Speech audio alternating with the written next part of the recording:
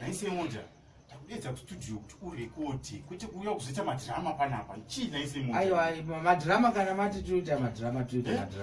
Imi handimandaidza kustudio kuti ndirekodi.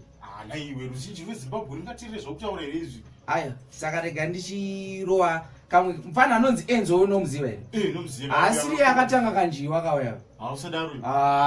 Iwe kanjiwa kakatotanga kudhara kaya. Kakatanga nani?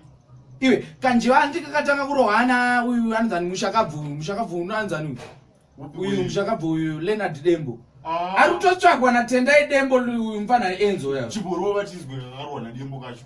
But zvandakazoita ina ndazorowa ikako manje. Ndakazobatanidza kakarohwa naDembo handitika. Ndobva ndabatanidza kakarohwa naEnzo iko handitika. Ndobva ndabatanidza netumwe tunjiko twakaimbwa pakati apa. Tunozikanwa netusingazikanwi. Uzoona ndakarohwa kapi? Ndakarohwa kekuti chirekodha achitotanga kurekodha ipapo. Ndakutorekodha. Njiwa yangu yatorwa naniko, ndatsvaga mudendere mayo ndaishaiwa.